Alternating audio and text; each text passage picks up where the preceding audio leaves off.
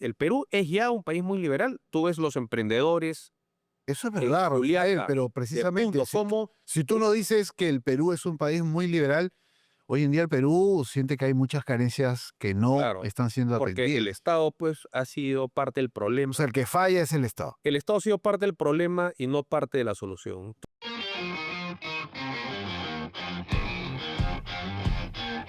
Amigos, bienvenidos al Espejo, una nueva edición con un invitado. Les voy a contar quién es el indicado. Tiene 50 años de edad, 3 hijos muy chiquitos. Fue ministro de Energía y Minas durante 20 días en plena pandemia. Ustedes dirán, qué experiencia política tan fugaz. Pero no, también es nieto de un expresidente, alguien muy recordado que gobernó el Perú en 2 oportunidades. Ahora ha fundado un partido político, quiere ser presidente de la República. Nos acompaña Rafael Belaúnde Llosa. ¿Todo eso es tu currículum, Rafael? Bueno, una parte creo que fui ministro 24 días. Ah, caramba, está muy bien. Y ahora muchos que nos ven dirán, ministro 24 días, ¿qué pasó? No aprobó, no pasó la valla. Bueno, en realidad fue un tema político, hubo una crisis política. Cuéntanos un poco. Fuiste llamado al gabinete ministerial que en ese momento presidía Pedro Cateriano. Hablamos del año 2020. Martín Vizcarra llama a Cateriano, presenta una lista de ministros donde tú integrabas la cartera de Energía y Minas. Luego van a Congreso por el voto de confianza. Sí. Yo estaba, bueno, como todos, encerrado en mi casa con la pandemia, ¿no? Y Pedro me dice, por favor, ven, tengo que hablar un tema. Y me dijo... Al comienzo misterioso. Sí, misterioso. Y me dijo, bueno, que el presidente Vizcarra le había planteado ser premier y que él quería que yo lo acompañe en la cartera de Energía y Minas. Yo estaba muy renuente porque yo la verdad no había sido particularmente partidario de Vizcarra. Pero Pedro tuvo el argumento, me dijo, mira, esta es una emergencia nacional, es una pandemia. La minería, por definición, es una actividad aislada, los campamentos están aislados. El Perú podría seguir... Una actividad clave para la economía del país. Claro, el Perú podría haber seguido produciendo a través de su principal motor, ¿no? Ajá. Entonces yo dije, bueno, ese es un argumento, pues... Bueno, lo otro, si me permites, es que estábamos en medio de una crisis política, había caído el gabinete anterior, Vizcarra necesitaba una figura independiente, Pedro Cateriano lo era, y en ese contexto va al Congreso, y claro, muchos daban por descontado que iba a recibir el voto de investidura, pero no. Nosotros hicimos un planteamiento muy agresivo en la parte de la inversión, muy prominero. Digamos, nosotros hicimos la evaluación, esto va a tener un golpe muy severo en la economía. La pandemia. Si podemos, claro, la pandemia, si podemos reactivar fierro a fondo la minería, esto va a compensar la caída de los otros sectores, hay esa oportunidad. Y bueno, cuando fuimos desde temprano, de las 9 de la mañana al Congreso, y salimos a las 6 de la mañana del día siguiente. ¡Wow! Maratónica sesión. Me imagino que muchos dijeron, sí, vamos a apoyar, y al final lo... Bueno, lo que pasa es que, bueno, Pedro Cateriano en eso, pues es una persona... querían que la cabeza del ministro de Educación, ¿no? Que me parece que era Benavides. Y Pedro lo que dijo, bueno, yo no voy a comenzar una gestión sacrificando un ministro. O nos dan la confianza o no nos dan la confianza. Y me pareció una posición principista, y no nos dieron la confianza, y él se fue y yo me fui con él. Entonces cae el gabinete, tiene que jurar otro, y en ese momento pues también tuviste que salir 24 días como ministro. No se puede hablar de una gestión. Sí, bueno, una experiencia importante, me imagino, sí, pero aquí venía la pregunta, porque me imagino que cosas. A ver. Tenían, por ejemplo, el reglamento de operaciones mineras que está encarpetado, el reglamento de exploraciones mineras. Entonces se pudo destrabar algunas cosas, digamos. Algunos instrumentos. Una persona que cree que la minería es fundamental para el futuro del Perú. Ahora vamos a hablar de la minería, de lo que significa para el país. Porque también hay una resistencia por parte de comunidades que se sienten afectadas. Es un tema muy importante que vamos a tocar, pero quería seguir por esa misma línea, ¿no? Este es El Espejo, y queremos invitar a todas las personas que nos ven a que se suscriban a este podcast, que además comenten la entrevista, que nos sugieran nuevos entrevistados, y también las preguntas. ¿Qué le quieren preguntar a tal o cual? Pero volviendo a ti, Rafael, en este caso, muy importante, pero eres terco, o sea, quieres nuevamente tener gravitancia política, ser candidato a la presidencia. ¿Por qué? ¿Por qué un hombre de 50 años que tiene todavía por delante la gran misión de sacar adelante a su familia, Sí. ¿no? Quiere ser presidente de la República? Bueno, yo creo que hay dos cosas, ¿no? Uno, el momento de uno puede ser una parte, pero pues está el momento político del país, ¿no? Yo creo que esta elección es eh, crucial. Creo que pocas elecciones van a repercutir tanto en el futuro como esta. Creo, por ejemplo, la elección de la posguerra, la que dio a Pierola en su segundo mandato y vino la reconstrucción, fue importante. Creo que la elección del 90 fue una elección fundamental. Yo creo que esta es una elección casi de esa magnitud. El Perú no puede aguantar ya tantos años de caos, de retroceso, de erosión en la inversión, en estancamiento, retroceso del empleo. El Perú, digamos, el esfuerzo que costó construir cierta estabilidad, eso se puede destruir muy rápidamente, ¿no?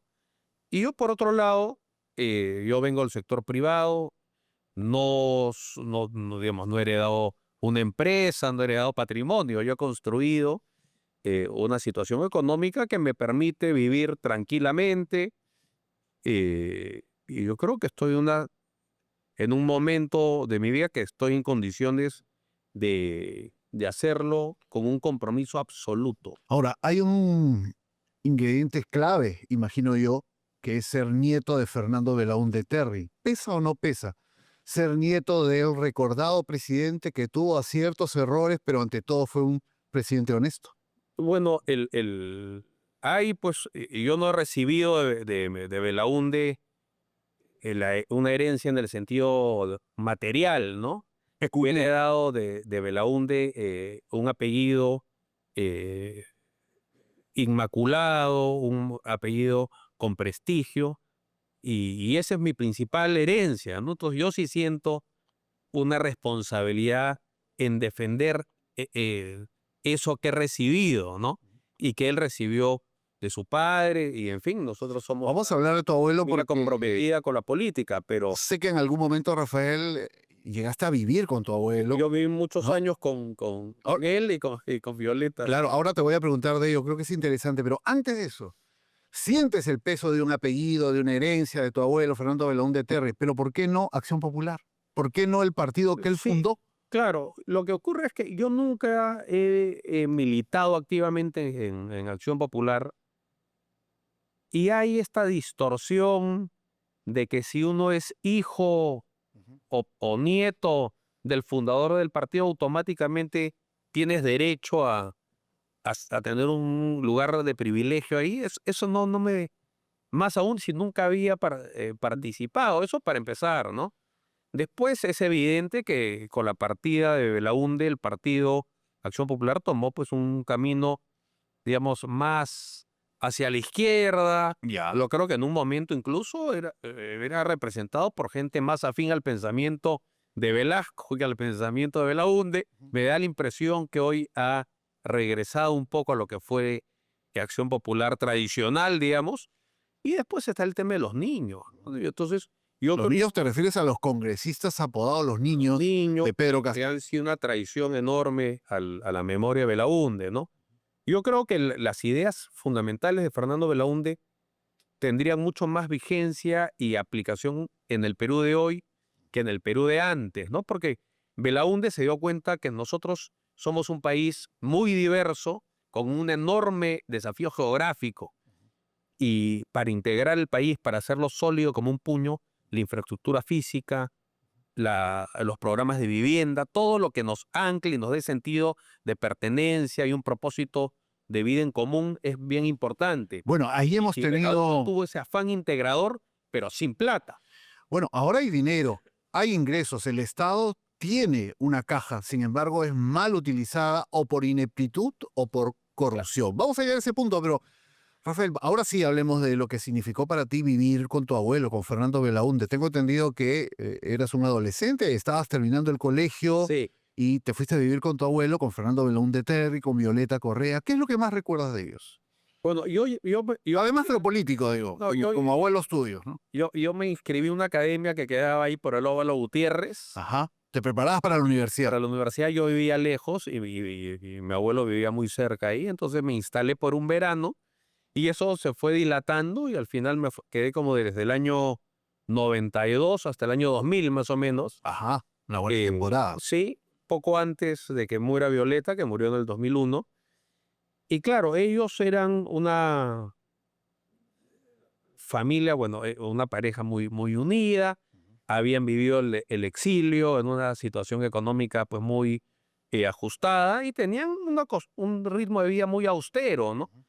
Entonces, él era una persona, le gustaba levantarse muy temprano, nos levantábamos pues todos al alba. Cuando dices No, temprano, ¿a qué hora te refieres? Más o menos para tener una idea. bueno, yo me levanto siempre temprano, tipo 5:30, ¿no? Ajá. Él no le gustaba tener nadie externo de servicio, de apoyo, durmiendo en la casa. Entonces éramos Violeta, mi abuelo y yo. Organizamos el desayuno, en la noche organizábamos O sea, muy la casero. comida. Muy casero. Y claro, y tenía algunas frases pues, que se me han quedado grabadas y que hoy yo aplico con mis hijos, ¿no? Ah, Cuando me veía pues poco cooperativo, me decía, ¿no? Si no vas a ayudar, no estorbes, ¿no? está bueno. Eso, claro, cuando me da flojera poner la mesa o Estabas en la edad, pues, ¿no? Cuando eres adolescente, en la universidad, pues. decía, mira, si quieres ser bien servido, sírvete tú mismo. Ajá. ¿No? Esas frases me... Y después tenía pues las conversaciones con él, a veces los sábados o los domingos nos pasábamos horas hablando. Yo tenía siempre inquietud en su vida política temprana, ¿no? Ajá. Claro. Cuando pasa de ser un profesor decano de la UNI a la campaña del año 56, que era una época en la que la política pues era una cosa de aventura novelesca, ¿no? Y cómo desafiaban pues las prohibiciones en el gobierno de Prado, que están suspendidas las garantías. Él insiste en irse a Arequipa, lo detienen, lo mandan al frontón, intenta una fuga nado del frontón que fracasa. Es interesante que cuando Bate a duelo con el diputado Weston, ¿no? hay un Entonces, público joven que no, es que conoce de Belaúnde por lo que estudiábamos en el colegio, ¿no? Periodo, obras más importantes y punto. Pero otra... creo que es interesante que nos cuentes un una poco más vida- de esfera personal de tu abuelo. Y claro, a falta de redes y de un país con muy poca y muy mala infraestructura, para recorrerlo implicaba pues viajes a caballo, a mula, y él se pasó, como perdió la elección del año 56, se pasó desde ahí hasta la elección del 62, viajando por todo el Perú, como escribió un libro, 2 libros importantes ahí, ¿no? Pueblo por Pueblo y La Conquista del Perú por los peruanos, que es realmente un testimonio de lo que es el Perú, de las costumbres del Perú, de todo, de toda la grandeza que hay en el Perú y a la vez del olvido, ¿no? Eso. Es un abandono que lamentablemente no ha perdido Y vigencia. cómo los pueblos olvidados Ajá. no han olvidado sus raíces ni su identidad nacional, ¿no? Es Interesante. Ahora, bien cuéntanos un poco más de cómo era vivir con Fernando Belaúnde Terry, con Violeta Correa, que fue una primera dama muy abocada a las tareas sociales. Estamos hablando del periodo del 80 al 85, él había sido presidente entre el 63 y 68. Cuando él llega a la presidencia del año 80, tú tendrías 6 años, porque tú eres de Sí, pues, 74, ¿no? 6 6 años, eras muy pequeño. No sé si tendrás 11. algún recuerdo. No, muchos, porque nuestra vida familiar del domingo era siempre en Palacio, ¿no? O sea, ir a ver a tu abuelo. Me acuerdo Ibas con tu mucho. padre, Rafael Belaúnde Obrich, que Sí. también ha tenido una carrera política en algún momento. No tengo recuerdos muy nítidos, claros de los años de... ¿Y llegaste a viajar con tu abuelo a algún lugar del Perú? Sí, he ido a Puerto Maldonado. El que me acuerdo nítidamente es algún viaje a Puerto Maldonado, pero sí he salido mucho en Lima con él en la época de presidente, pero cuando he viajado mucho con él ha sido ya después, en los años que viví con él, los domingos, que no le gustaba tener el chofer que le asignaba el Parlamento, entonces me hacía manejar a mí Ya. y nos íbamos a San Bartolomé, a Matucana, a ver la segunda etapa, bueno, Limatambo, Lo que había sido las obras de su gobierno. Claro, ahí a La Victoria. Mucha obra habitacional, vivienda, vivienda mucho. social que se ha perdido. Mirones, la segunda etapa de Mirones. Claro. Porque Belaúnde fue diputado antes de ser presidente Claro. con el presidente Bustamante. Ajá. Y él ahí impulsó una cosa que se llamó la Corporación Nacional de la Vivienda. Y a través de una ley y de esta corporación impulsaron varios proyectos habitacionales. Y se hizo Mirones, la primera etapa se hizo así. Y en su primer gobierno ya de presidente, él hace la segunda etapa de Mirones, ¿no? Ahora, ¿cuál dirías de cara al público que hoy se puede interesar en la propuesta que tú personificas en tu partido, Libertad Popular, que es el que has creado, con otras personas como Pedro Cateriano, Diana Álvarez Calderón? Ya nos contarás un poco de eso, pero ¿cuál crees que es el principal valor, la principal herencia que te ha dejado Fernando Belaúnde y que hoy en día es vigente y te puede servir a ti también como candidato? Bueno, yo creo que hay dos cosas. Uno, ahí tiene que haber un compromiso con la honestidad, con la integridad personal. Yo creo que es legítimo si alguien quiere acumular dinero, que se dedique pues a los negocios, ¿no? Lo que no se puede aceptar es que alguien quiera hacer dinero a través de la política, ¿no? Eso hay que tenerlo bien claro, hay que tenerlo bien separado. Nadie está obligado a participar en la cosa pública, ¿no? Y lo otro yo diría que es entender que el Perú, para que sea un país viable, tiene que ser ofrecer un proyecto de bien común para todos, un país con un propósito en común, con un proyecto unificador, ¿no? Y eso se logra a partir de un Estado pues, que hace obra, que hace vivienda, que es lo que ancla, que es lo que fundamenta una familia. Por ejemplo, yo soy una persona que cree en la inversión privada y creo que el Perú puede hacer muchísimo a partir de la inversión privada en obras de infraestructura. Pero hay muchas obras que se tienen que hacer que ningún privado va a querer tomarlas porque no hay el mercado. Y el Estado ahí tiene que tener un rol. Por ejemplo, ¿cuáles? Por ejemplo, ya aterrizar. El día de hoy, por ejemplo, Chumbivilcas es la única capital de provincia que no tiene conexión con el Cusco por una vía asfaltada. Es inaceptable. Chumbivilcas es una capital minera, está Jadwe, Minera Constanza ahí, no tienen conexión por vía asfaltada. Está la carretera, por ejemplo, yo me reuní hace muy poco con productores de cacao de Atalaya y me dicen, bueno, llegar de Atalaya, que es Ucayali, para sacar nuestro cacao tenemos que salir a Mazamari. Es una odisea solo llegar a Mazamari. Esto es una vuelta, además. Hay un puente ahí que se llama Puerto Copa, sobre el río Perené. Cuando el río baja cargado, el agua pasa por encima del puente, entonces tienen que cruzar con chatas. Eso para recién llegar a la marginal. Es decir, lo mismo pasa con los productores de café en Sandia. Es decir, lo que necesitamos es que el mercado se extienda por todo el Perú. Si queremos ser una economía de mercado, una economía abierta, popular, necesitamos... Pero el Estado tiene que jugar un rol ahí. Claro, creo que no toda la infraestructura es concesionable. No toda carretera se puede concesionar, efectivamente. Y no va a haber interés de ningún privado. Hemos tenido una cosa de dogma de renunciar a la obra pública y yo creo que hay que retomarla, como se hizo. Además la demanda de los pueblos, ¿no? Y lo que tienes que hacer es todo lo que puedas captar capital privado, fantástico, hay que hacerlo, y eso le va a dar al Estado más recursos para dedicarlo para hacer, por ejemplo, todo el Ande, los valles interandinos, tienen la posibilidad de insertarse al boom agroexportador, pero no hay reservorios, no hay embalses, no hay puntos de frío, no hay tensión eléctrica suficiente. Como dicen, ¿no? El Perú es el país del casi. Entonces, o sea, avanzamos, pero queda mucho. Hay que entenderlo, que si queremos ser un país con y hay postergados. Hay que fomentar el mercado, la inversión, sin lugar a dudas. Ahora, pero también el Estado tiene que hacer una tarea. Vamos precisamente a hablar un poquito de lo que debe esperarse de políticos que aspiran a gobernar el país, porque alguno dirá, lo escucho a Rafael Belaúnde, parece un candidato de derecha, pero luego habla de la intervención del Estado. ¿Será de izquierda? ¿Será de centro? ¿Cómo te defines? ¿Derecha, izquierda, centro? Yo soy una persona básicamente liberal. Yo creo que tenemos que tener, mientras los mercados sean más abiertos, mientras más competencia, mejor servido va a ser el consumidor, el ciudadano.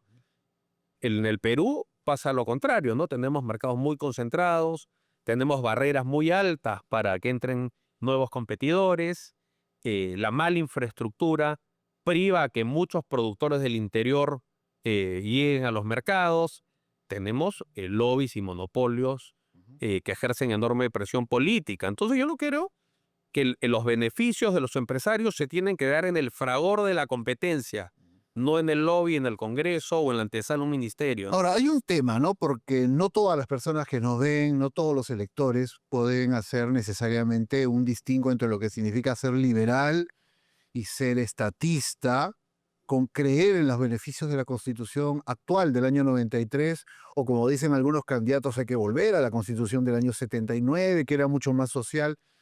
Las personas que nos ven se estarán preguntando, ¿qué tanto de este liberalismo finalmente favorece a las personas que se sienten hoy desposeídas, desatendidas? Eso que llamamos en el papel el segmento socioeconómico DE, más de la mitad de los peruanos que tienen que pelear el día a día y cuyos hijos probablemente ni estudian ni trabajan. ¿Hay lugar en el liberalismo para atender Yo sus creo masas? que lo que hay que despojarse son de los dogmas y de los prejuicios ideológicos, ¿no? Cualquiera que haya viajado por el Perú, que haya vivido en el interior del Perú, se da perfectamente cuenta que para que funcione para que funcione la economía de mercado, primero tiene que haber una base institucional, tiene que haber justicia, tiene que haber seguridad, tiene que haber acceso a la educación, a la salud, tiene que haber una base y esos servicios solo los puede proveer el Estado, ¿no? Entonces, pretender que en un país como el Perú una política pro mercado está disociada de una presencia importante del Estado, me parece que es un error. Quizá en algunas zonas más occidentalizadas que han prosperado un poco más, pero del grueso del Perú, la acción del Estado es necesaria para facilitar la expansión de la economía de mercado, no para sustituir el mercado. Entonces el liberalismo es decir, que el Perú es ya un país muy liberal. Tú ves los emprendedores.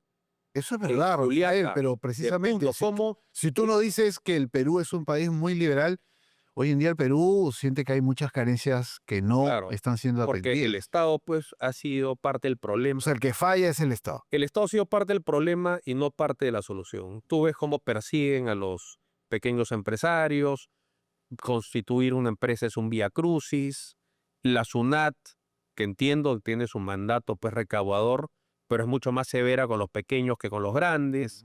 Entonces, tenemos que fomentar. El Perú tiene una cosa muy particular, ¿no? Si uno iba hace unos años, no sé cómo será ahora, pero a Argentina, el anhelo de cualquier persona ahí era ser funcionario público, ¿no? Vivir del Estado. Vivir del Estado, ser empleado. En el Perú, el anhelo es ser un emprendedor, o sea, el artífice, el arquitecto de tu propio destino. Entonces hay que dar las herramientas, los espacios que tenemos para desarrollar ese emprendedurismo. Ese impulso que es nuestra principal fortaleza. ¿Es suficiente contra una pared siempre? ¿Es suficiente la actual Constitución del año 93 o hay que hacer algunos cambios? No, yo creo que hay cambios que tienen que haber, con, por ejemplo, con la concentración de mercados. Yo creo que hay que combatir la concentración de mercados. Yo creo que hay algunas integraciones verticales que deberían estar prohibidas, como compañías de seguros con clínicas, por ejemplo. Yo creo que que es inaceptable que el 80% de los medicamentos los provea una sola empresa al Estado peruano. Es decir, yo creo que tenemos que fomentar una economía que sea mucho más abierta, hacer que una economía de competencia libre, no de oligopolios, no de feudos. O sea, no de papel, sino como en los países donde funciona un mercado y una economía abierta. Eso tiene pues, que haber regulación. Y es cuestión de tener las cuentas y las cosas claras, ¿no? Un Estado que también puede enforzar la ley y aplicar las sanciones, pero eso no pone en duda y ya es una falsa dicotomía. Es evidente que la única forma de crecer y generar empleo es la inversión privada. Y el Perú tiene para captar inversión privada como ningún otro país del mundo. tenemos un déficit de infraestructura como de 170.000 millones de dólares y todo eso se puede conseguir a partir de inversión Ahora, extranjera. es Tenemos los interesante. proyectos mineros. Es interesante lo que dices porque aquí lo estamos haciendo y en este me incluyo en este caso porque soy un convencido de que la apertura de mercados, la libertad económica es una herramienta fundamental del desarrollo. La historia así nos lo está demostrando. Los países estatistas, vean ustedes cómo están. Hoy estamos llenos de inmigrantes de países donde se aplican políticas estatistas o estamos viendo la quiebra de la economía boliviana a todo nivel. Pero quiero volver sobre un tema que has mencionado, ¿no? Porque, claro, si 8 de cada 10 sueldos en el Perú, ingresos en el Perú, se generan en el sector privado, es porque la llave está en el sector privado, ¿no? Entonces, un poco que eso le da más fundamento a lo que tú vienes señalando. Ahora, también este camino en el cual te presentas como candidato presidencial, mucha gente te está empezando a conocer, te han visto en muchas entrevistas ya, pero digamos, continúas en una etapa inicial de campaña. ¿También te ha generado algún tipo de controversia? ¿Has pisado terreno también un poco cenagoso por tu entusiasmo o por el desconocimiento que puedas tener de ciertos temas? Porque has viajado por el Perú, como nos has contado, también has enumerado una serie de proyectos que son importantes, pero hace poco veía una entrevista en streaming donde te preguntaban por el sueldo mínimo, ¿no? Y te disparaste a hablar de un sueldo que probablemente está entre 1.900 y 2.000 soles, cuando la realidad es mucho más dura. Y claro, y esto le puede pasar a los candidatos, ¿no? Pero ¿qué lección te deja esos traspiés que creo ningún líder político está libre de ellos? No, digamos, esa respuesta, si hubiese sido la primera, seguramente lo hubiese contestado bien, pero me preguntaron del azúcar, efectivamente, pues no sabía. No El precio del sabía. azúcar, el pasaje en el metropolitano. Nunca faltan esas preguntas a los candidatos.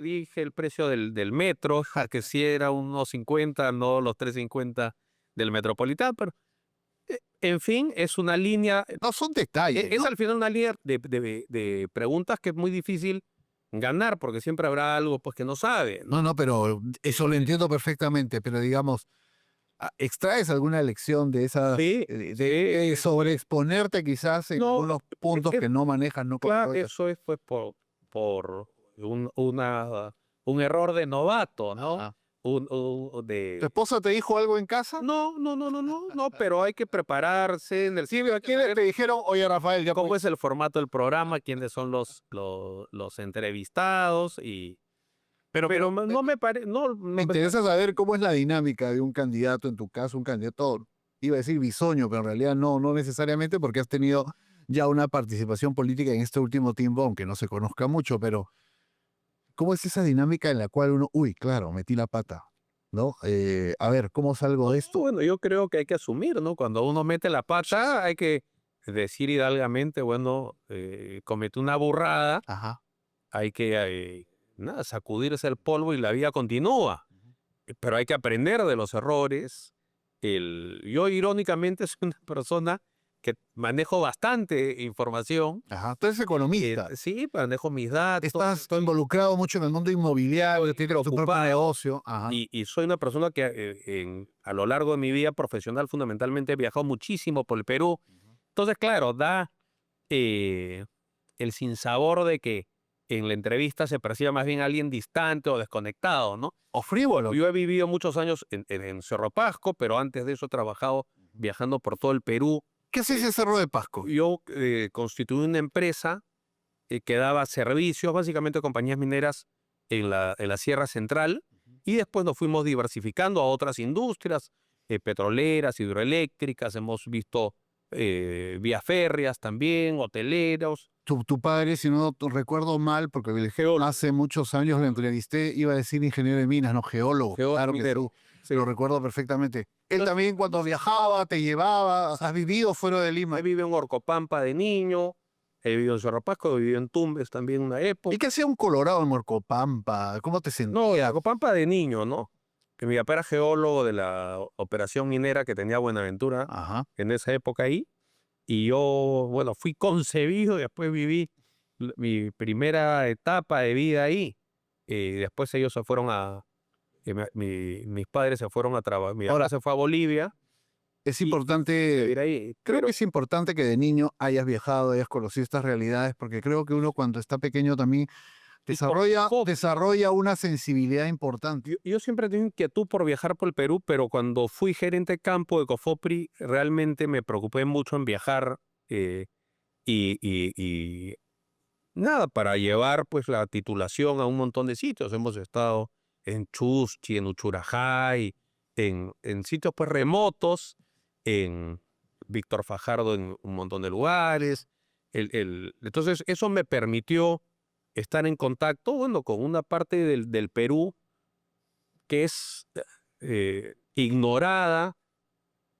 Digamos, hace poco tuve la suerte de estar en Víctor Fajardo otra vez y está pues paralizado en el tiempo, ¿no? Cangallo igual, ¿no? Estamos hablando de Ayacucho, Sí, que relativamente está cerca de Lima, sí, ¿no? Y no entendemos desde ¿no? Lima Y esto en el que Braille, tenemos una deuda grande con todos estos pueblos. yo creo que lo que es inaceptable es lo que ocurre en el sur del Perú, porque del sur del Perú se saca el gas, que es lo que hace que nuestra energía eléctrica cueste la mitad, y se saca más de la mitad del cobre. Y esa riqueza que se ha extraído de ahí no se condice con el nivel de vida, sobre todo de las personas que viven en la zona de influencia donde están estos recursos, ¿Y ahí ¿no? qué se puede hacer, Rafael? Bueno, ahí lo único ¿Qué hay que hacer, mejor dicho? ¿Qué planteas no, para darle al sur no, la no, relevancia que merece? yo creo que tiene que haber una política explícita.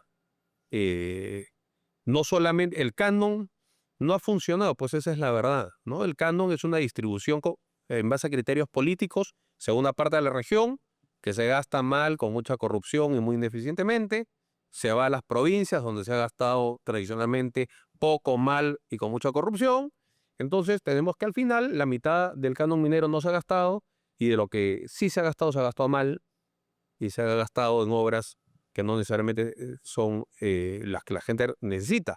Entonces yo creo que inevitablemente se tiene que individualizar el canon. Yo propuse en una época un cheque minero, y en fin, hay varias cosas que se pueden hacer. ¿A qué Una, te por refieres ejemplo, con individualizar el canon? bueno, por ejemplo, creo que programas como Juntos o Pensión 65 deberían estar vinculados o financiados con el canon, porque tiene que O sea, haber. que llegue dinero, una parte, dinero directamente al bolsillo de las personas que viven en ¿Qué es lo esta que zona. ocurre?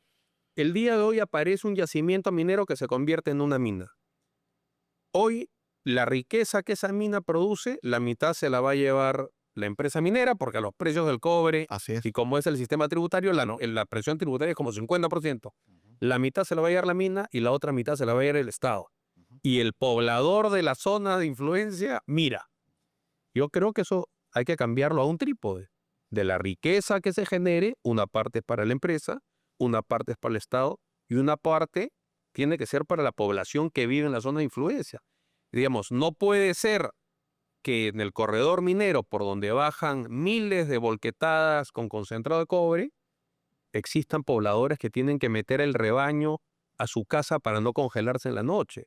Entonces, no puede convivir la pobreza más abyecta con las mayores riquezas del Perú. Eso hace que sea inviable la Eso explica minería, también ¿no? por qué en el sur y en otros puntos del Perú hay un rechazo, ¿no? A lo Tiene que que, tantas veces se promete como una panacea, una solución y no lo es. Hay mucha frustración y creo que has apuntado a algo que justifica en buena mientras más parte esa directa sensación. sea el costo, el beneficio, Ujú.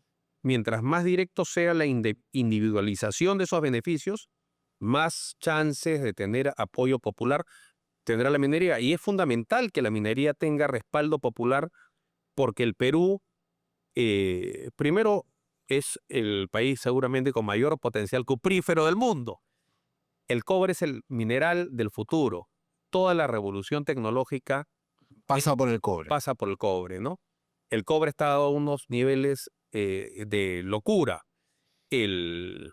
Pero si no hacemos las ampliaciones y si no ponemos en operación los proyectos nuevos, en 15 años la producción de cobre en el Perú va a ser la mitad de lo que es ahora. Estamos hablando de, Vamos a tener un país mucho más pobre de lo que tenemos ahora. claro, estamos hablando ya, Rafael, de tus propuestas electorales que me parecen muy importantes. Vamos a entrar a ese tema de una buena vez.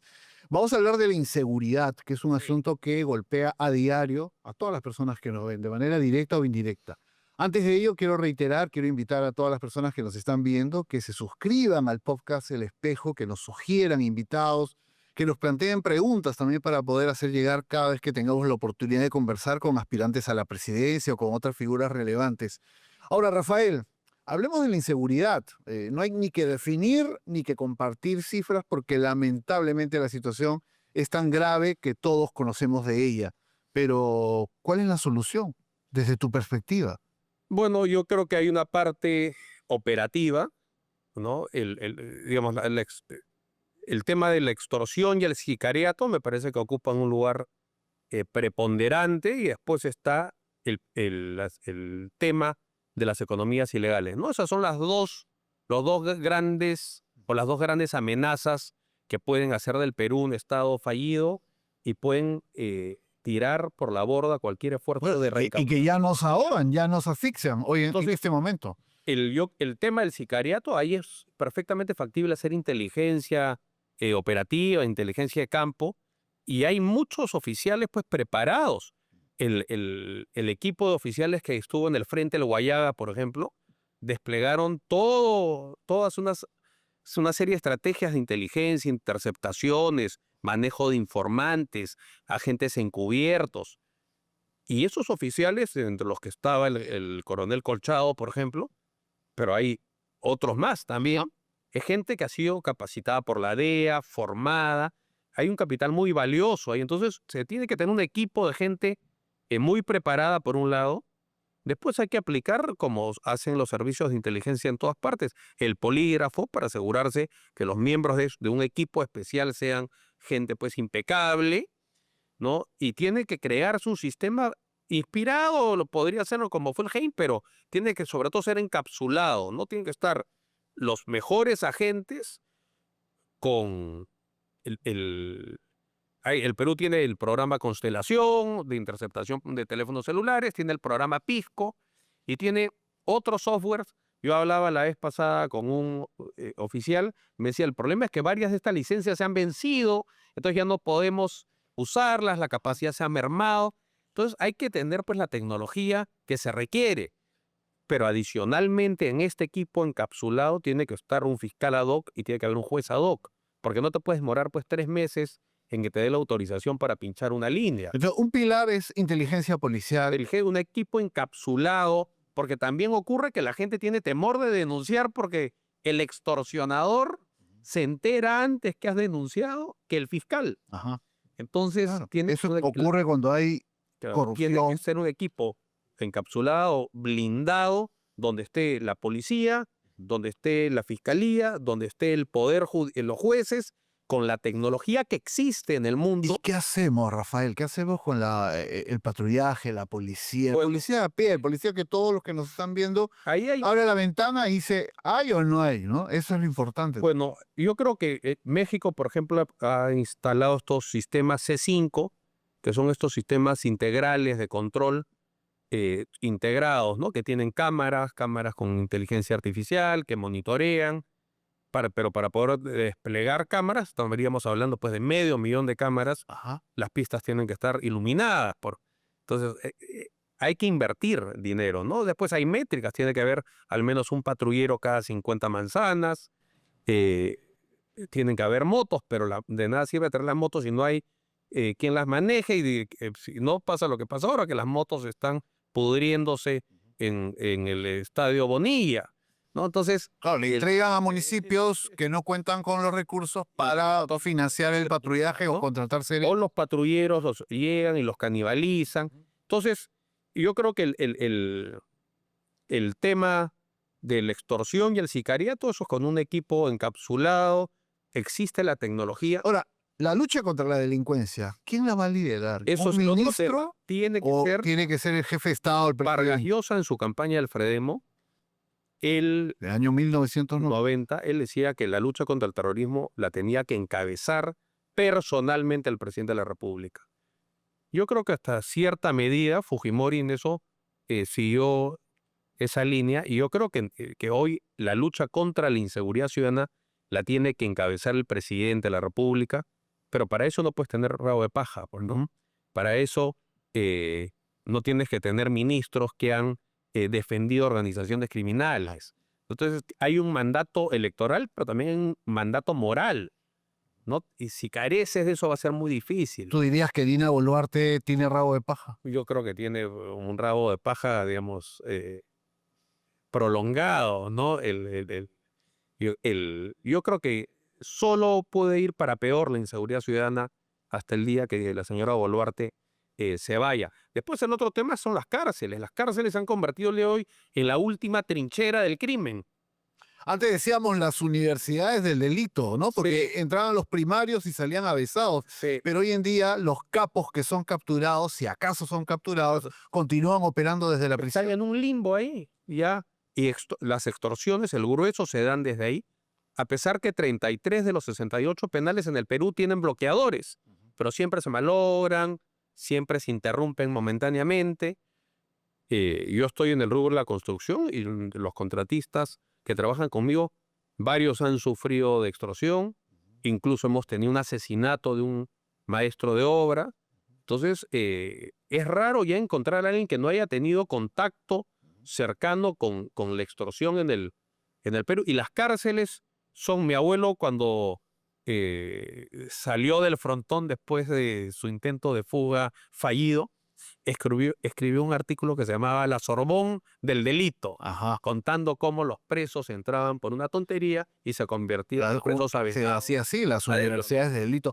¿Cuál es tu propuesta, Rafael, para los denominados NIMI? Los jóvenes que ni estudian ni trabajan, pero que sabemos perfectamente que la gran mayoría de ellos no es que no quiera trabajar ni estudiar, es que no encuentran oportunidades. Pero quería, para redondear el tema de la inseguridad, el tema de los penales es un capítulo aparte. Ha propuesto construir cárceles e incluso ir a la cordillera La Viuda. Sí, yo he estado en La Viuda, es una ruta que yo conozco mucho. Esto es en la serranía de Lima. Entre Lima y Guayay, ¿no? Entre Lima y Cerro Paz. ¿Y qué altura estamos hablando? 4.650. Es decir, casi como, no tanto porque Yanamayo es mucho más, es pero más alto. Es llevarlos a una serie de ventajas porque Cante está muy cerca, está a 30 kilómetros.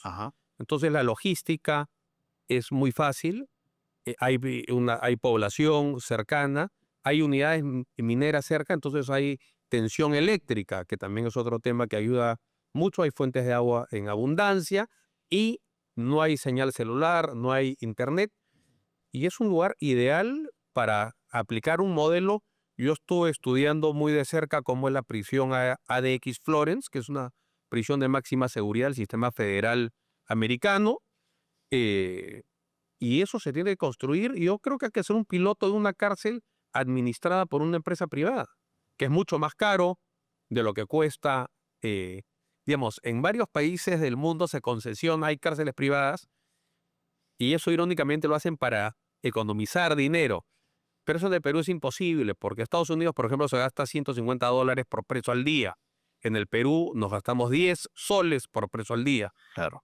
Y hasta cierto punto es ilógico que el Perú se gaste más en un asesino que en un niño desnutrido. Por supuesto, ¿no? Pero yo creo que si construimos una cárcel de máxima seguridad, esta muy rigurosa, la seguridad y el control no puede estar a cargo del INPE, que lamentablemente es una coladera también, ¿no? Entonces habría que hacer un piloto con una empresa privada. Claro, el privado tendría la obligación de no permitir que haya comunicación telefónica, garantizar la seguridad de los internos, porque obviamente tienen derechos, y que no se escape ninguno. Si se escapa uno, se acaba el contrato. No, cada falla detectas un celular, una multa.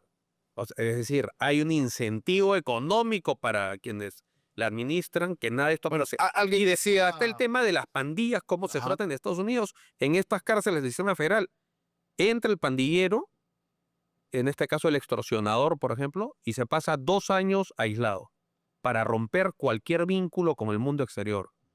Hoy entra y sigue delinquiendo desde la cárcel, pero si la persona entra y está incomunicada por los primeros 2 años de su condena, que puede ser 30 o 40, pero los primeros 2 años, nada, no tiene llamada, alguien decía no tiene contacto. Que ante una situación extrema, hay que recurrir a medidas extremas. Sí. Por supuesto, con el respeto de los derechos que corresponde a cada ser humano, ¿no? Pero Sí. tomando la rigidez y la necesidad de que esta situación pare de una buena vez. Y hay que tomar los ejemplos que han funcionado. Muchos hablan de pena de muerte. ¿Cuál es tu posición Mira, respecto de asesinos yo filosóficamente, digamos, en un y abusadores de menores? entonces, escenario abstracto, yo sí estoy a favor de la pena de muerte. Pero yo creo que es inaplicable en el Perú y creo que no resolvería el problema que tenemos ahora, porque primero que el costo de salirse de la Corte Interamericana, el perjuicio que eso generaría para el Perú me parece que es mucho mayor. Yo creo que el Perú ha prosperado gracias a que es parte del sistema internacional, no solo de justicia, sino en la globalización, en los tratados de libre comercio, en ser parte de la comunidad internacional. El tema está en cómo El- compatibilizar lo que acabas de indicar, que es un criterio, hay otros, con el reclamo permanente de los Bueno, peruanos porque no nos maten en las calles, que es lo que vemos El todos los días. terrorismo se resolvió y no había pena de muerte. Hemos resuelto la amenaza, el Perú estaba una Pero hay que moneda al aire. acercarse al 100%. Claro, entonces hemos resuelto el terrorismo Pero hay que sin pena de muerte. hacer más de lo que se hace ahora. Ahora, ¿cuál es el tema? Acá de lo que se trata es que el extorsionador no extorsione, que el sicario no asesine. La pena de muerte opera cuando ya ocurrió la extorsión, ya ocurrió el asesinato, ya ocurrió el asalto.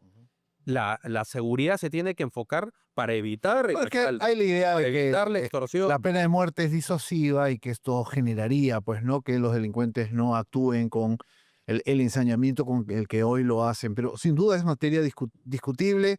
Creo que es una propuesta válida la que acabas de expresar. Hay candidatos que tienen matices y Si haga la diferencias. Corte en un país como el Perú, que tiene una tradición de atropellar los derechos de las personas, es un peligro.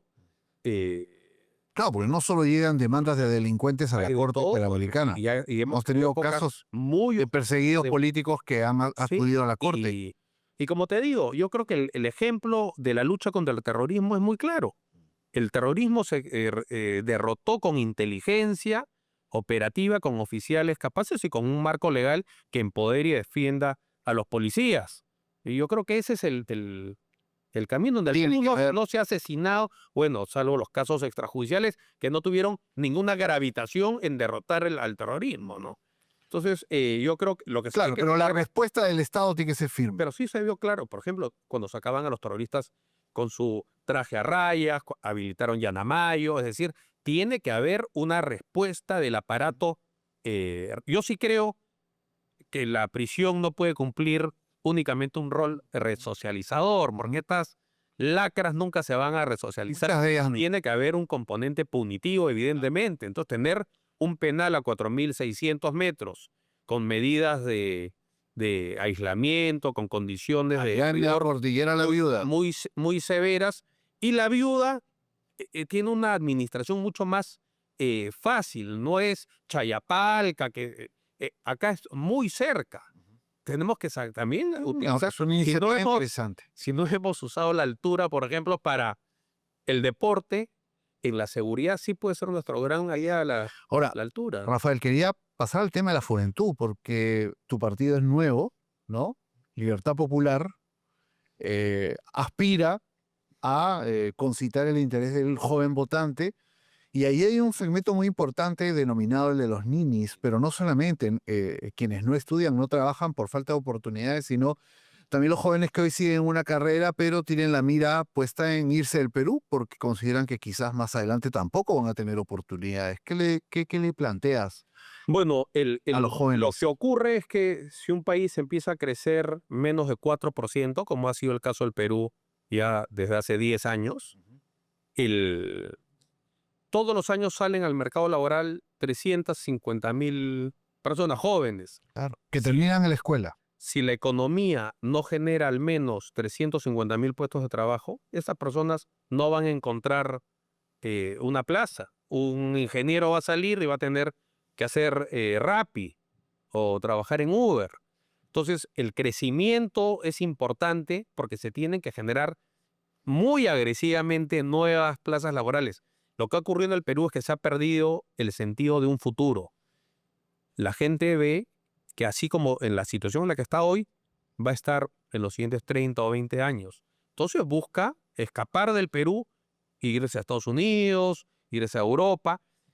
La sensación de futuro solo va a regresar al Perú si empezamos a crecer a tasas por encima del 5%, 6%, que es lo que genera puestos de trabajo muy por encima de la velocidad con la que crece la población.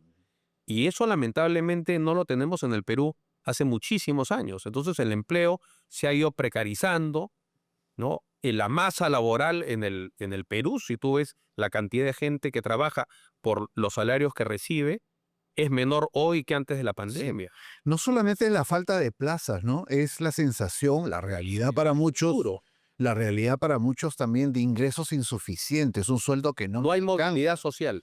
Claro, Cuando la economía con los pierde años ir dinamismo, mejorando, lógico. ha perdido dinamismo porque no hay inversión. Hace 10 años la inversión está colapsada en el Perú. Hace unos meses la presidenta Boluarte, el gobierno, aumentó la remuneración mínima vital, que conocemos todo como salario mínimo, pero no, mi comentario era que mucha gente en la calle, muchas personas que son guardias de seguridad o que hacen entregas para empresas, conserjes o personas paradas en la esquina que de pronto tienen hijos que viven del sueldo mínimo. Todo el mundo me preguntaba, ¿cuándo va a subir el sueldo mínimo? ¿Cuándo va a subir el sueldo mínimo? Y yo decía, bueno, seguramente pronto porque la presidenta necesita actualizar el sueldo mínimo, pero además generar un espacio de respaldo popular que nunca llegó porque hay otros problemas más graves. Pero claro, pero eso grafica la precariedad de las remuneraciones y el drama del subempleo. Cuántas personas muy amables, muy simpáticas que hacen taxi o que son colectiveros, pero que deberían estar desempeñando su talento en otro espacio porque con donde están hoy en día ganan para vivir al día, ¿no? Eso es terrible.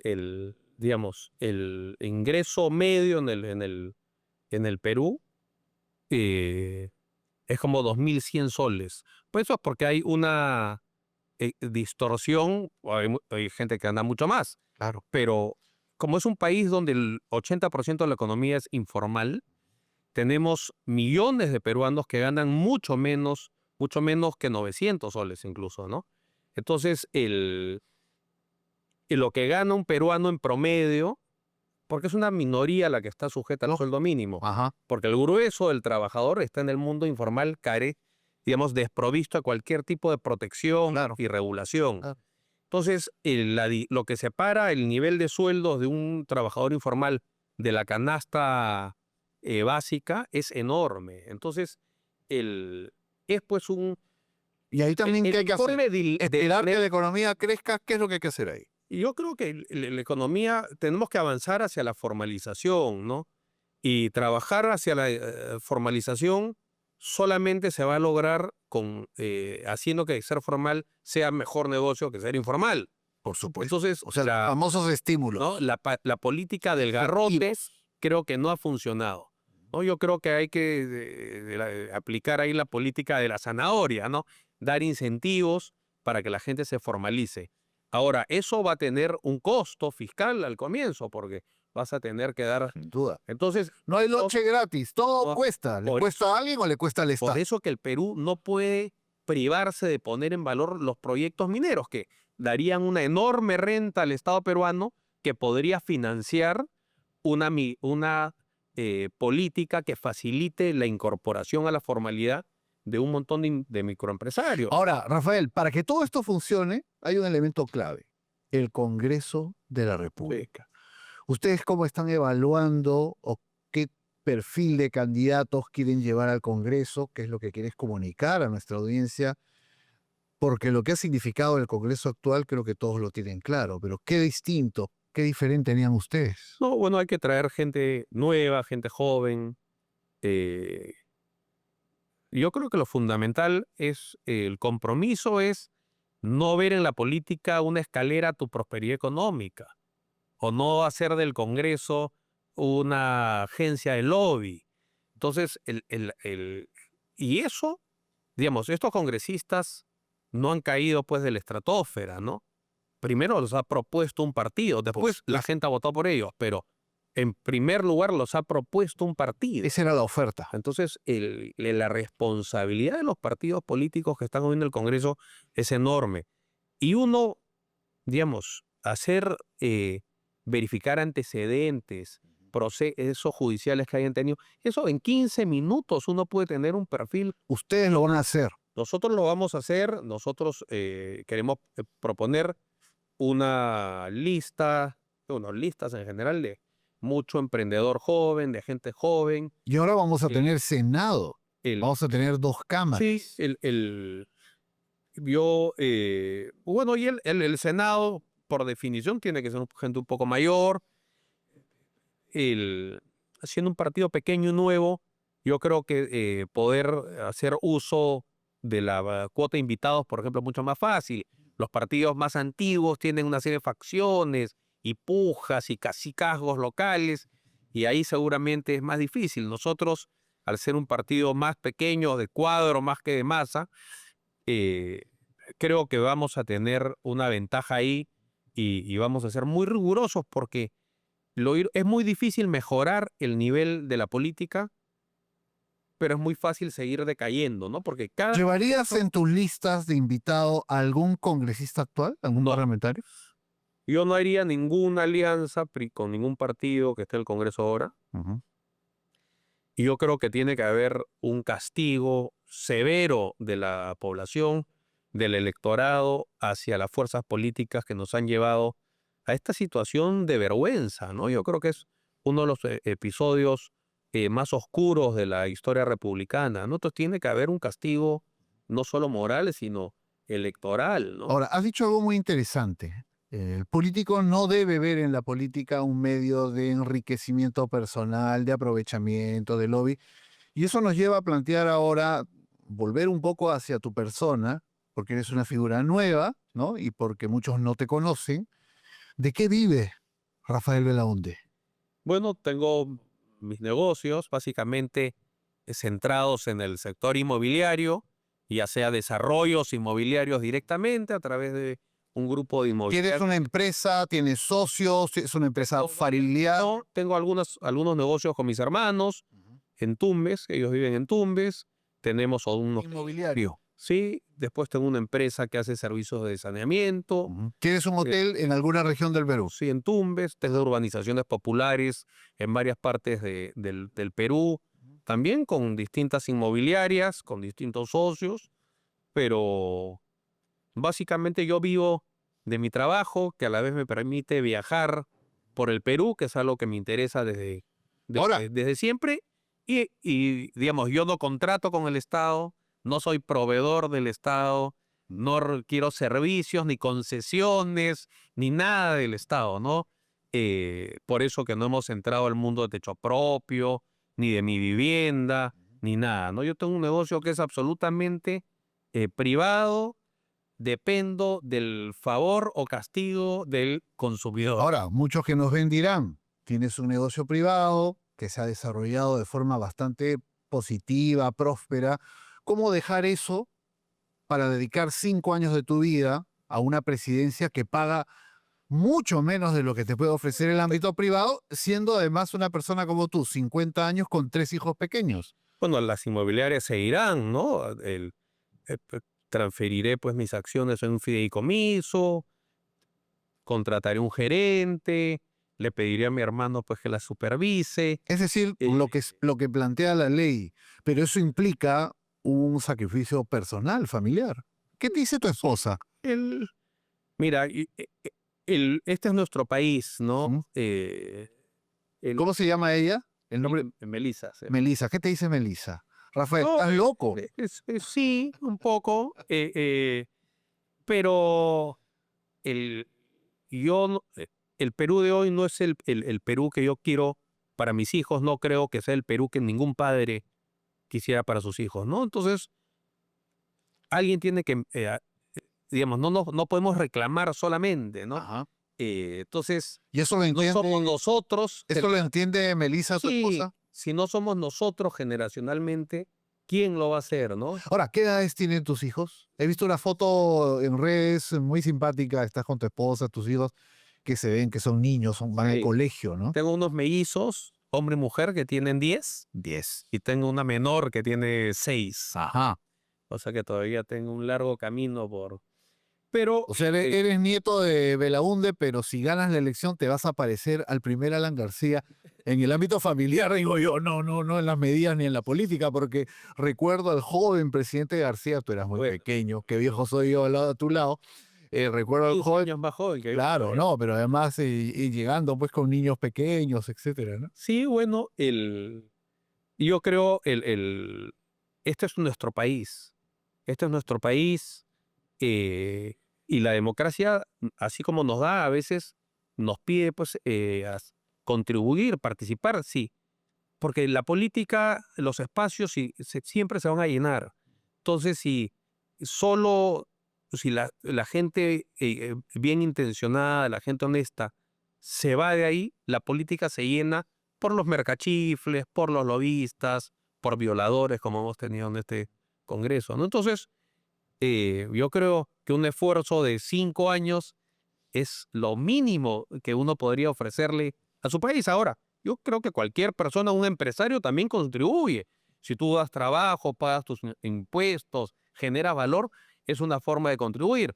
Pero digamos, el cambio profundo, y esto yo lo viví en mi paso efímero por el ministerio, desde el Ejecutivo, 24 días, no 20, ¿no? como dije en la Desde el presentación. Ejecutivo sí se pueden hacer cambios, y el Perú tiene esa ventaja que al ser un destino tan propicio para las inversiones, tú podrías desatar un proceso de crecimiento de tasas que no, como las que tuvo Alan García en su segundo gobierno, por ejemplo, 9%, 10%. Bueno, a eso Eso es tenemos que apuntar. perfectamente A factible. eso tenemos que apuntar, ¿No? pero con un impacto social que el Que- poblador para que hoy sea se siente burlado posible. lo sienta, ¿no? Es que el reclamo Si el modelo no funciona para los más pobres y postergados, no el funciona, modelo no funciona, es fallido. ¿no? Entonces, eso es la otra gran lección de los últimos 30 años.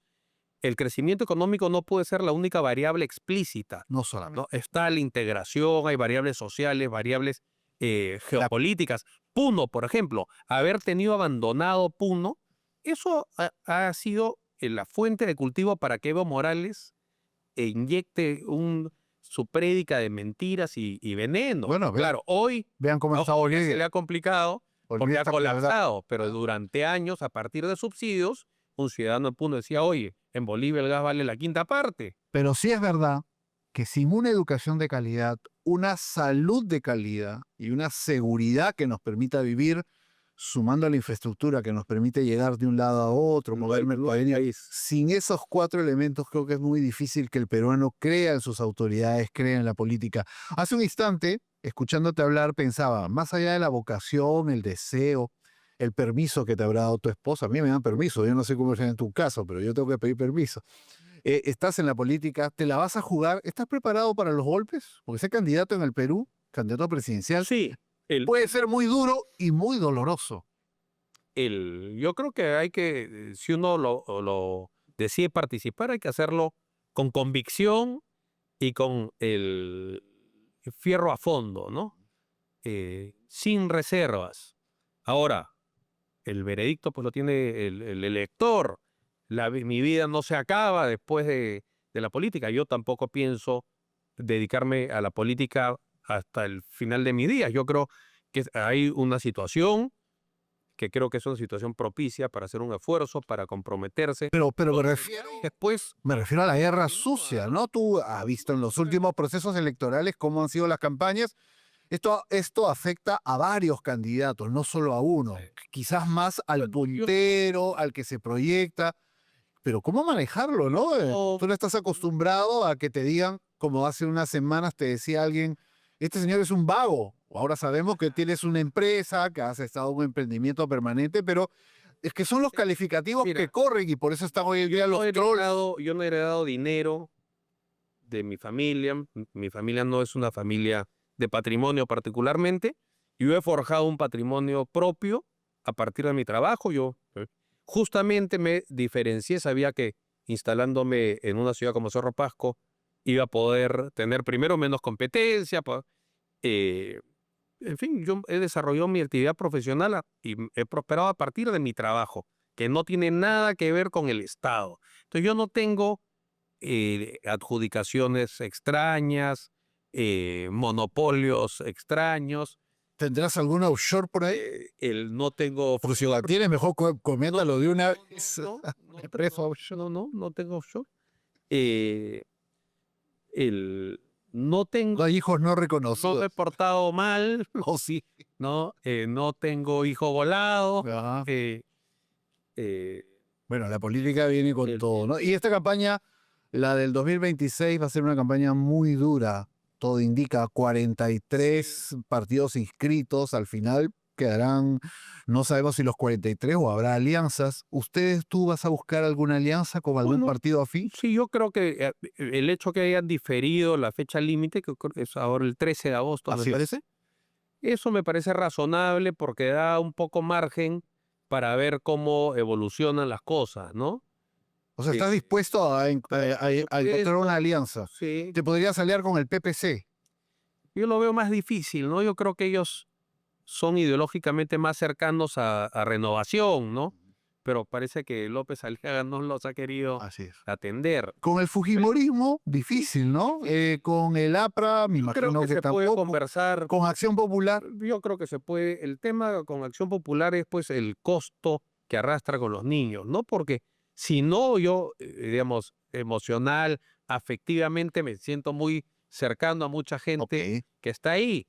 Pero sí vas a buscar alianzas. Pero yo creo, por ejemplo, que con Hernando de Soto, con Carlos Álvarez se podría conversar. Uy, pero ahí eh, Carlos quiere ser candidato, tú quieres ser sí, candidato. pero lo que Solo pasa puede es ir uno. que no se puede partir, si uno quiere constituir una alianza, primero no puede ser el punto fijo, si no soy yo, no es nadie, ¿no? Pero obviamente también el arraigo popular pesa, Bueno. todo. Yo, digamos, Todo va sumando de aquí a no agosto. tengo ninguna posición irreductible, ni mucho menos, Ya. ¿no? Ahora, Yo lo que creo es que tenemos que llevar al Perú, que darle al Perú un gobierno exitoso que devuelva necesitamos 5 años de paz, de tranquilidad política y de prosperidad económica. estamos llegando, Rafael. Eso es lo indispensable. No podemos tener, porque tenemos 15 años de caos político y como 14 desde que la inversión ha empezado Sí. a deteriorarse, ¿no? Ahora, Entonces, estamos llegando a la parte final de este segmento.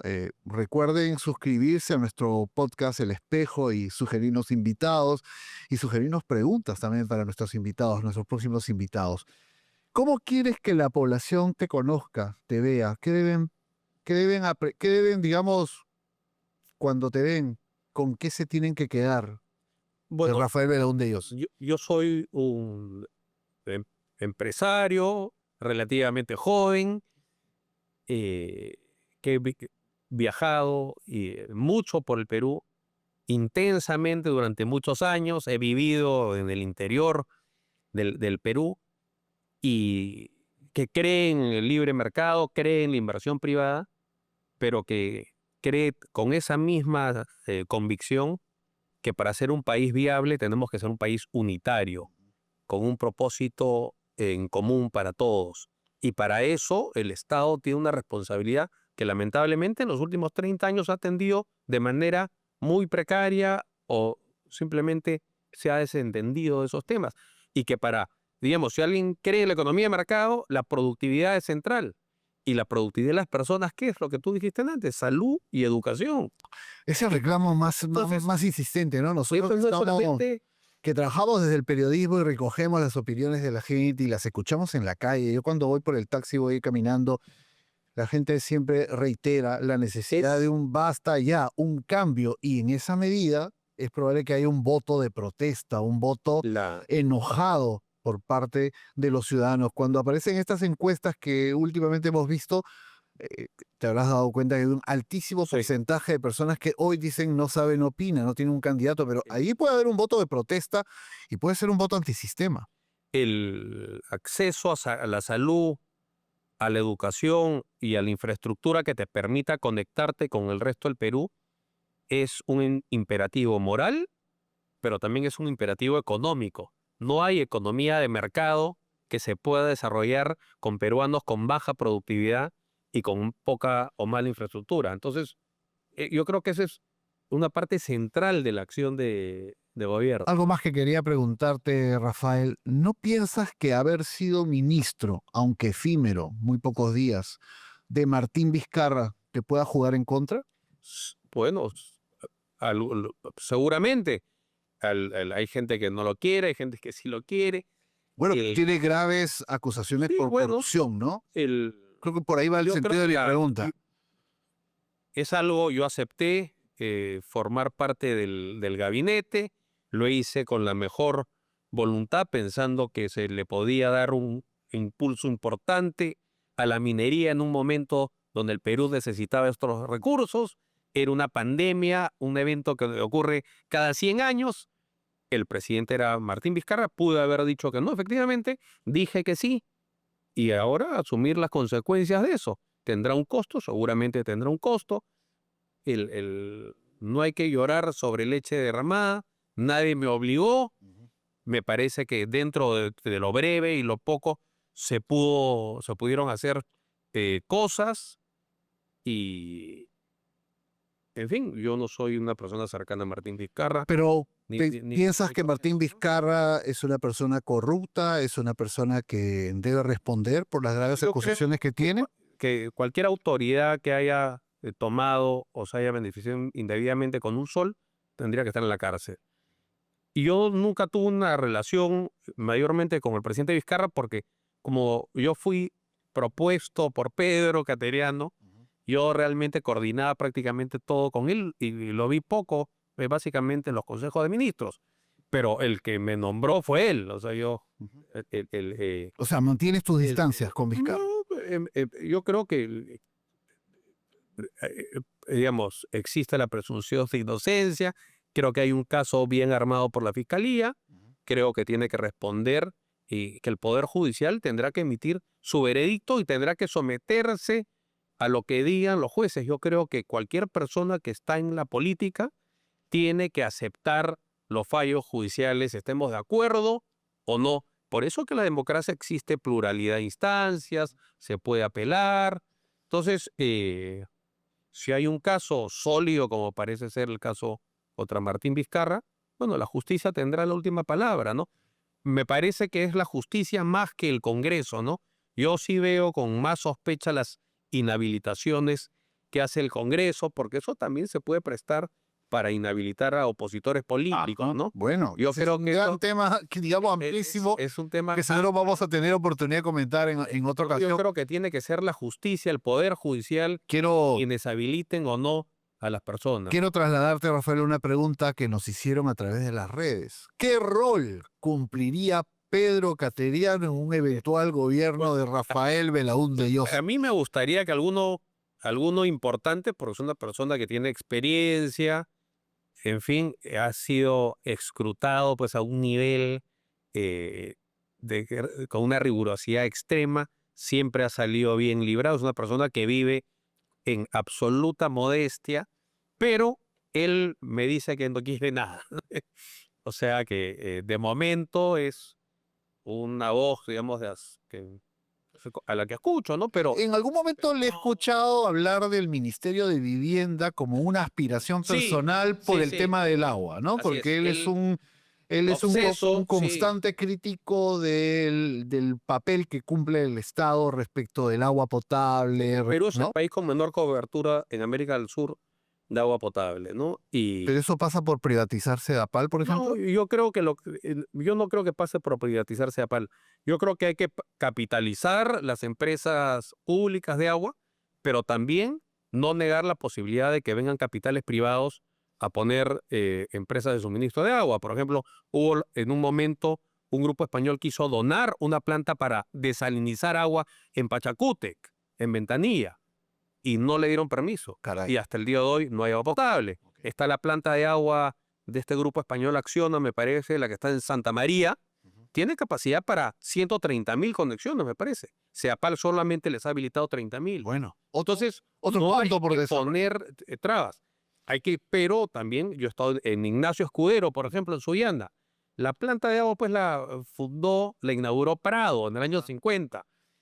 Y la población se ha multiplicado seguramente Ahora, 50 veces. no tengo nada personal contra Pedro Cateriano, pero la pregunta es, ¿será tu primer ministro? No, yo, en fin, dudo. La gente tiene mucha curiosidad. el- Yo traslado la el- pregunta. pero es una persona, él ha sido Es un ministro consejero político, pero es Sí, una pues, persona, digamos, que te Él ha asesora, te durado aconseja. muchos años de ministro de Defensa, Ajá. hizo compras importantes que han sido rigurosamente escrutadas, se hicieron bien de gobierno a gobierno. Fue, me parece, cuando lo nombró Ollantaytamala premier, con la idea de cerrar, se me ocurre, el Parlamento, ¿no? Diciendo esta persona es No le van a dar el voto posible. investidores y se lo dieron. Se lo dieron, ahí hizo un despliegue de tolerancia, se juntó con Alan, con Keiko. Pero es una persona fin, ¿no? importante en tu devenir político. Es una persona importante, pero yo lo que Es tu creo principal consejero político. no diría que el principal, pero a ver, yo creo que el siguiente gobierno tiene que ofrecer, tiene que ser un gobierno de ancha base, de reconciliación nacional, Eso decía tu abuelo. Entendimiento, Gobierno de ¿no? ancha base.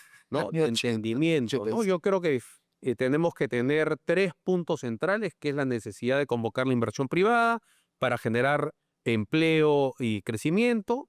Tenemos que combatir la inseguridad ciudadana con decisión y tenemos que devolver la integridad de la política. Y entonces yo creo que bajo esos 3 pilares hay que convocar a gente de distintas tiendas políticas, Bien. gente que puede venir, en fin, incluso Rafael, de la izquierda, del APRA. Es decir, hay que hacer un esfuerzo por un gobierno de restauración nacional, ¿no? ahora, Rafael, quiero agradecerte mucho tu disposición a acompañarnos aquí en El Espejo.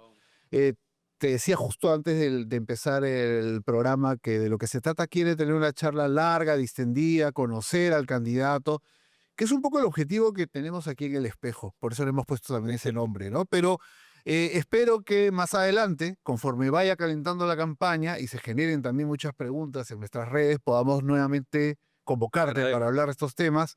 De por medio está mucho, el Perú se juega mucho en este momento, hay mucha indignación acumulada y creo que en gran parte es justificada, como lo hemos comentado, pero tiene que haber respuestas, tiene que haber tomas de posición y tiene que haber un mensaje además que nos permite entender que hay un futuro para nuestros hijos sobre todo, pero un futuro, y tiene que haber ideas, tiene que dejarse de lado el prejuicio, ¿no? Y avanzar sobre seguro. Muchísimas gracias. Gracias. Aquí estamos finalizando un primer segmento, pero ahora vamos a colocar a nuestro invitado frente al espejo, a ver qué dice el espejo y qué dice él.